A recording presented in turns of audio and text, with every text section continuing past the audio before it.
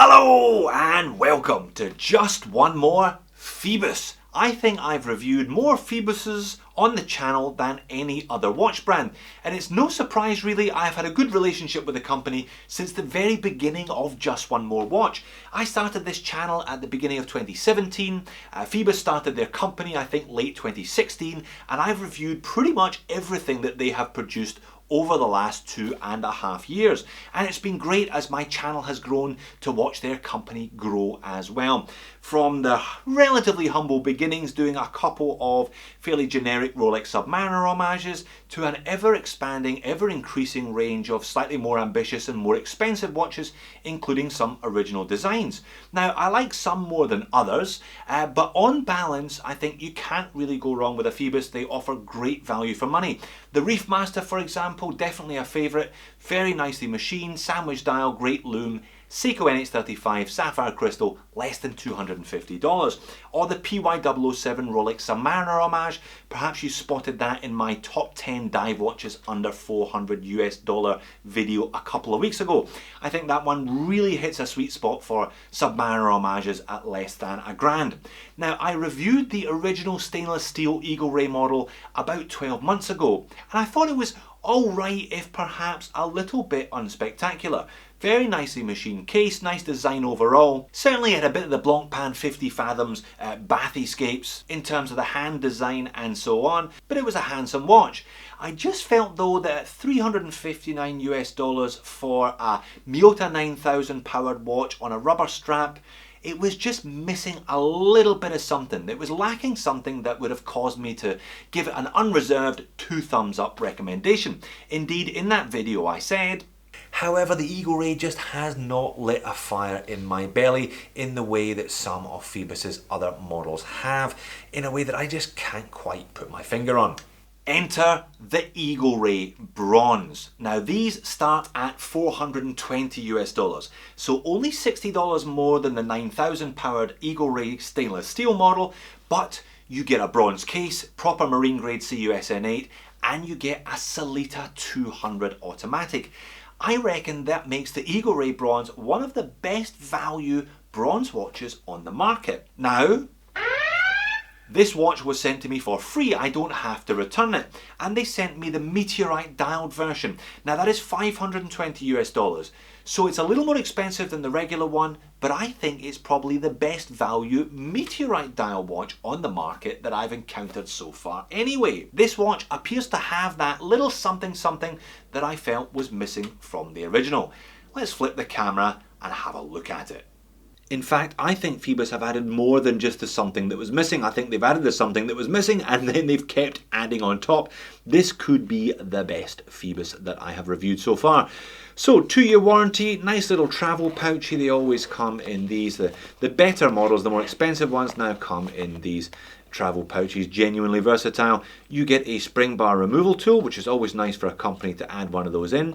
You get 2 different leather straps, one of which has a full bronze buckle, 2-year warranty and instructions, which I have no intention of reading, and you get the watch on a tropic strap as well. So one watch, 3 strap choices, ceramic bezel, Sellita 200 Meteorite dial, $520. I reckon this one is a bit of a bargain, to be honest.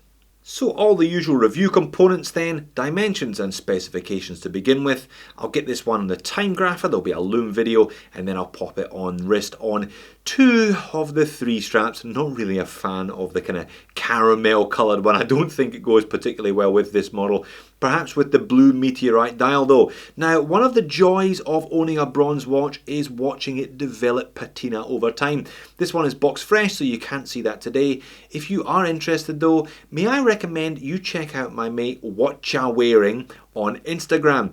He picked up one of these with the blue Meteorite dial. He set up a rig in his garden and he's taken a photo of it every day so far for the last 15 days. He's going to do it for a year. It'll be great to watch one of these change and develop and patina and tarnish and corrode over time, especially when it's exposed to the harsh Melbourne weather systems. I'll leave a link to his Instagram in the description of the video.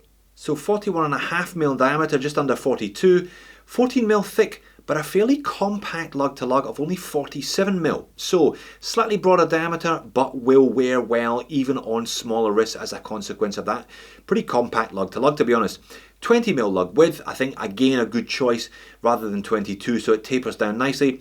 And on the supplied Tropic rubber strap, bronze always weighs a bit more than stainless steel. This one weighs in at 115 grams. So CU SN8 marine grade bronze on the case, the crown, the bezel, but not the case back. You will always find stainless steel case back so that it doesn't turn your arm green. Double dome sapphire crystal covering the dial, and we have a loomed ceramic bezel insert. Only a loomed pip though, and I'll show you some macro of that bezel insert. I think it is quite interesting. The bezel itself is 120 click unidirectional, rotating dive time, nice and robust action, no back play, no bounce.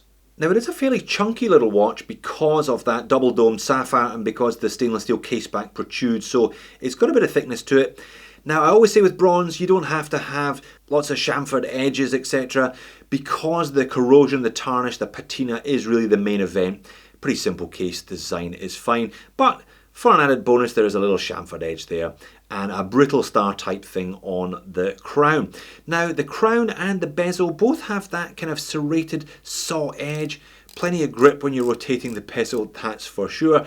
One word of warning, if you have a bronze watch with a bronze bezel, you do need to keep rotating it or it will stick, it will corrode, it will fuse. So make sure if you've had this one in water or out in the rain or whatever, or you just haven't worn it in a while, then you are rotating the bezel. Otherwise these two will end up fusing together. I've had that happen to me before and it was a bugger to fix. Let's have a closer look at that dial then. Pretty much a carryover from the original stainless steel Eagle Ray, and as I mentioned in the intro, definitely a little bit of Blancpain bathyscapes here, certainly in terms of the hands and the indices. You've got that double baton up there at 12, single batons at the 3 and the 9. Circular indices applied everywhere else, and a nicely integrated date cutout down there with a little truncated baton at the 6. Now the Phoibos logo, the 500 meters automatic and the minute track around the outer edge all just printed on, and quite kind of roughly printed on this Meteorite dial.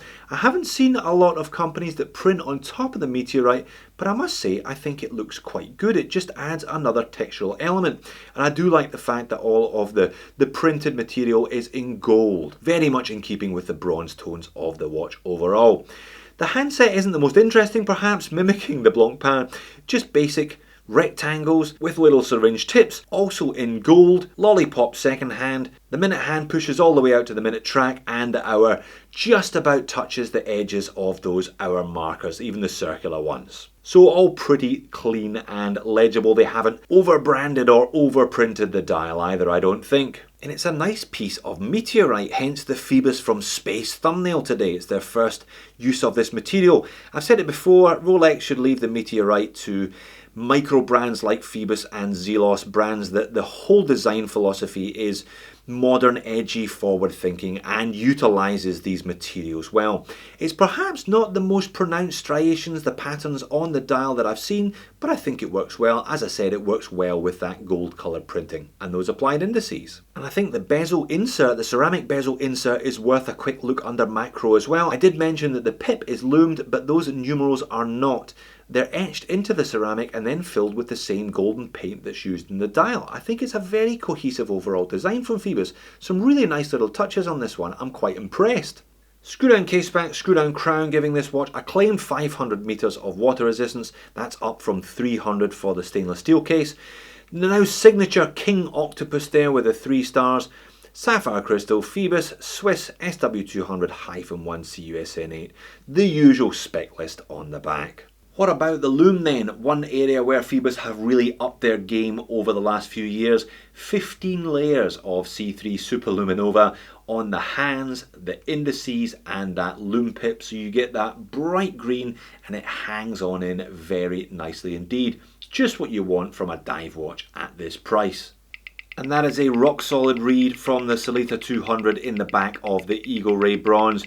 High beat, 4 Hz, 28,800 vibrations per hour, so you get that smooth sweep of the second hand. Roughly 40-hour power reserve out of these ones, 0 beat error, very healthy amplitude, and a great daily variance of only 3 or 4 seconds. Sellita stayed plus or minus 30 seconds a day, but I've had a look at dozens of these, and I've owned Sellita 200 long term in various Zelos and Oris. From my experience, they usually come in plus 5, plus 7 a day, so this one is doing very well for itself.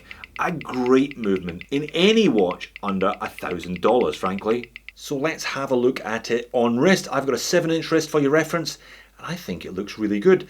41.5, just under 42 mil in diameter, but a compact lug to lug means it's got a bit of heft to it. It's got a bit of weight at 115 grams, but I think it's going to wear really well for guys even who have got slightly smaller wrists. 14 mil thick, it is quite thick, but I think it doesn't feel top heavy, it wears nicely. Now, my preference for one of these Meteorite bronze watches would always be a tropic strap. I think they really suit it. There's a natural affinity between the rubber and the bronze, and that Meteorite dial ceramic insert, I think it all looks pretty good. Love that big buckle with the Phoibos etched in there as well. All looks pretty good. And that's the overhead shot. No problems with legibility. The hands are big and broad, the indices very pronounced against that black dial. Now, when you get it outside into some natural light, you can see that this watch is no shrinking violet. I mean, a bronze watch with a ceramic bezel insert and a Meteorite dial, plus that domed sapphire crystal, it really does bounce the light around in all directions. Phoibos claim 3 layers of anti-reflective coating on the underside of the crystal. Perhaps they could have done with a few more. You do get a bit of glare off the double dome sapphire at times, but it is still quite legible because of the size of the hands and the colour mismatch with the dial, as I've just discussed. Now, on wrist, bit of curvature to the lugs, compact lug to lug, wears a treat on me. And back under the studio lights and on the second, what I think the second viable alternative strap is. A rather staid and sedate black cross-stitch vintage one with another cracking big bronze buckle though. Probably better than the other one with a nice flat tang and the Phoibos octopus etched there proudly into the bronze. A decent strap for a bonus, that's for sure. But what do we think of strap number 3? I'm not convinced. Maybe with the blue Meteorite dial that would actually work quite well. That kind of caramel, honey brown and blue wouldn't be too bad, but I don't think it goes with this. I think you're better sticking to the 2 black straps. So clearly then I am impressed with this Phoibos Eagle Ray Bronze. I think there is a lot to like about this one. I think it's well priced, it's well spec'd, it's well made, and there's enough little design cues and touches here, a nice cohesive overall design. I think it works well, and it certainly has the pizzazz that the regular stainless steel Eagle Ray did not, I thought, when I reviewed it last year. So, it can't all be good though. What are my moans and niggles today? Well, they're mostly kind of nitpicky, to be honest. The crown. Now the crown, because it's got that serrated sawtooth edge to it, it's okay when you're unwinding it and it pops, but if you're winding it up, it can be actually a little bit sore on my fingies to tighten it up properly because it's got sharp edges on it. So just do bear that in mind. If you have sensitive fingies like me, then that might be a consideration. Also, it is a little bit thick. I would have loved it to have been 1 mil thinner. If they could have got that case back to sit flush perhaps, then that I think would have made me a happier boy, and it just would have worn that little bit sweeter. As I said, it's a chunky thing, no problem there, but one of the advantages of using Sellitas and Ettas is that they tend to have a shorter stack. They're slimmer movements, so there's no reason, I don't think, why they couldn't have just shaved a mil or so off the back of the watch. And 500 meters automatic, I've talked about this before. I think companies just spin the wheel of water resistance and wherever it stops they just slap that on the dial. It looks impressive, but who's testing it? Does it really matter whether it's 200 meters or 500 meters? I think there's a bit of a kind of big swinger competition here between micro brands to add the highest water rating, the highest depth rating on their watches. I don't think it's all that important, to be honest. And I suppose fundamentally, a bronze Phoibos with Meteorite dial is not going to have mass market appeal. I mean, I understand that. There's people who just wouldn't be interested in the brand at all, aren't interested in bronze, aren't interested in Meteorite, which means you are narrowing down the potential customer base for this one. But if you are in the market for a bronze watch with a Swiss movement, what else have you got to consider? Well, 41.5, I think this one splits the difference between the Zelos Mako and the Zelos Swordfish. Both watches that I have reviewed in the past on the channel, both watches that I highly rate. One advantage the Phoibos has is that the 520 for this Meteorite dial, the 420 for the regular ones, that is an ongoing price. It isn't a special introductory offer, and these watches are not limited. You can buy one today, you can buy one tomorrow, you can buy one in 6 months or a year's time, so you don't have that kind of rush to pick something up before the price goes up like Zelos do with their launch specials. But overall, is the Eagle Ray Bronze the best Phoibos that they have made to date? I think so. So there you have it. I am very impressed with the Eagle Ray Bronze. No launch pricing here. 420 or 520, that's the price that you'll be buying these watches for in 6 months, 12 months time, all day long. And I think they offer great value for money. Sellita 200, if you're getting a Sellita 200 for less than $400, you're doing well. Add a bronze case and I think you're doing very well. Add a bronze case and 3 bonus straps with it and it's a really, really outstanding value package. Similarly, the Meteorite dial, I think it's just about the cheapest Meteorite watch that I've looked at on the channel so far. So good on you, Phoibos. You took a watch that was nice but perhaps just didn't have that last little piece of the puzzle and you added it and then you stuck a couple more pieces on top for good measure. Thanks for watching. I will see you in the next one.